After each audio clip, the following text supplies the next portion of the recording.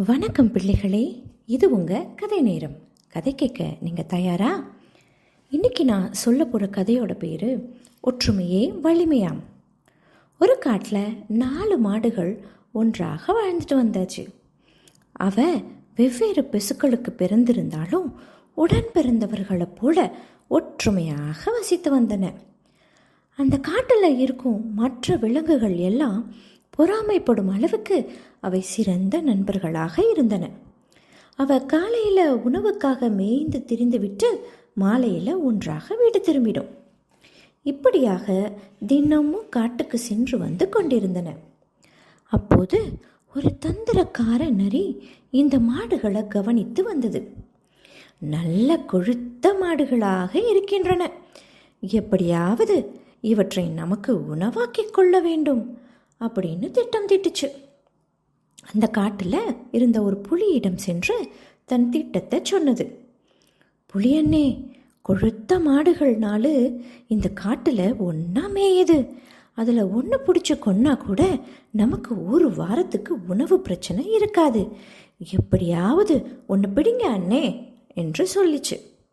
புலி அதுக்கு, என்னதான் நான் புலியாக இருந்தாலும் 4 பெரிய மாடுகளை ஒரே நேரத்தில் சமாளிக்க முடியாது. அதுங்க 4 பேரும் ஒன்றா இருக்கும்போது நான் தாக்குனா கொம்பை வச்சு குத்தி கிழிச்சிரும். அதனால் இந்த திட்டம் சரிப்பட்டு வராது அப்படின்னு பின்வாங்குச்சு. அதுக்கு நரி, நீங்கள் அதை பற்றி கவலைப்படாதீங்க, நான் ஒரு திட்டம் வச்சிருக்கேன். அந்த மாடுகளை பற்றி தப்பாக அதுங்கக்கிட்டேயே சொல்லி அதுங்களை பிரித்து விட்டுடுறேன். அப்போது சமயம் பார்த்து நீங்கள் ஒன்று அடிச்சிருங்க அப்படின்னு சொல்லுச்சு. அடுத்த நாள் தந்திரக்கார நரி 4 மாடுகளிடமும் ஒன்றை பற்றி ஒன்று தப்பாக கோல் மூட்டுச்சு.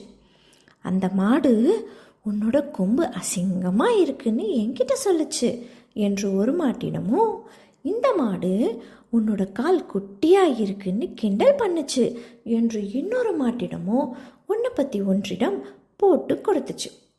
இப்படியாக பலவாறு பொய் சொல்லி அவர்களின் ஒற்றுமையை குலைத்தது.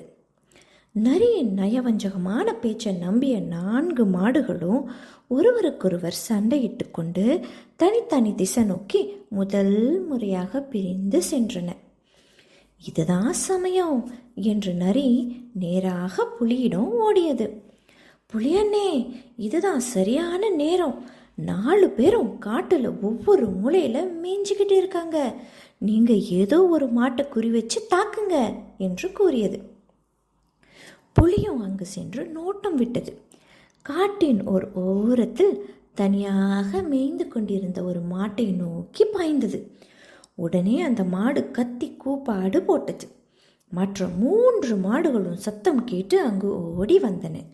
தங்கள் நண்பனை தாக்கிக் கொண்டிருந்த புலியை கொம்புகளால் குத்தி காயப்படுத்தி விரட்டின. அப்போதுதான் நரியின் நயவஞ்சகமான திட்டம் அந்த மாடுகளுக்கு புரிந்தது. தங்களை பிரித்து தங்களை உணவாக்கி கொள்ள நரி தந்திரம் செய்திருக்கு என்ற உண்மையை புரிந்து கொண்டன. இனி யார் என்ன சொன்னாலும் அப்படியே நம்பிவிடக்கூடாது என்று முடிவு செய்தன. குழந்தைகளே, ஒற்றுமையின் வலிமையை புரிந்து கொண்ட அந்த மாடுகள் நீண்ட காலம் நண்பர்களாக அந்த காட்டில் மகிழ்வாக வாழ வந்தன.